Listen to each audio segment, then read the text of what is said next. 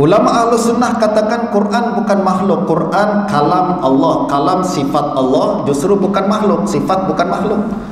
Akan tapi Mu'tazilah mengatakan Quran makhluk. Dia bukan sebab dia tidak mengiktiraf adanya sifat kalam bagi Allah Subhanahu wa taala. Nah, selepas mihna semua sepakat bahawa Al-Quran bukan makhluk, ada isu yang lain. Al-Quran yang mana satu nih? Kalau Quran itu kalam Allah, memang Quran yang kalam Allah, yang sifat Allah itu memang bukan makhluk, dia sifat Allah. Tapi kalau saya katakan saya membaca Al-Quran, ambilkan saya Quran, Ustaz, apa maknanya? Itu Quran, ya kan, mushaf Al-Quran. Ambilkan Quran. Adakah ketika saya tunjuk tuh Quran itu bukan makhluk? Bisa kan? Takkan kita katakan tuh Quran itu bukan makhluk tuh. Dia Tuhan kan? Tak ada orang logik cakap macam tu kan? Orang berakal cakap macam tu. Justru perkataan Quran ni mustarak. Dia mengandungi banyak makna.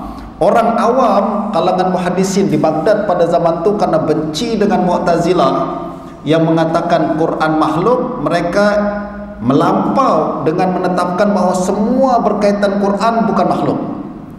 Termasuk tu Quran, mushaf tu bukan makhluk.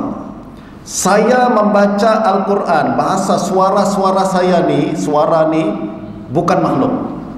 Itu pun melampau.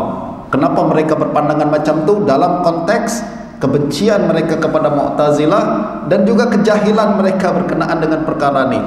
Namun sayangnya tuan-tuan, polemik berkenaan dengan lafaz Quran dan tulisan Al-Quran ni berlaku di Baghdad. Apabila ulama coba nak jelaskan perkara ni, ulama tu yang kena dipulaukan. Siapa yang nak jelaskan perkara ni? Antaranya Husain bin Ali Al-Qarabisi, seorang ulama faqih, murid Imam Syafi'i di Baghdad. Beliau jelaskan perkara ni, beliau kena pulau sampai meninggal dunia, tak ada orang nak jumpa dia. Kemudian apabila Imam Bukhari di Nisapur menjelaskan perkara ni, beliau juga kena pulau, kena kondem sampai meninggal dunia, berada dalam buangan, tuan-tuan. Bayangkan Imam Bukhari, imam besar yang kita pada hari ini tengok kitab dia sebagai kitab paling sahih selepas Quran. Ketika hidup, di akhir hayatnya dipulaukan, tuan-tuan. Orang-orang tak ambil hadis daripada dia, bahkan dikatakan sebagai ahli bid'ah. Biasalah, kadang kita kena menghadapi perkara tu kan. Imam-imam besar, kita apabila nak betulkan sesuatu, ada resikonya. Dan resikonya adalah macam tu. Kita akan menghadapi resisten daripada kalangan yang jahil macam tu.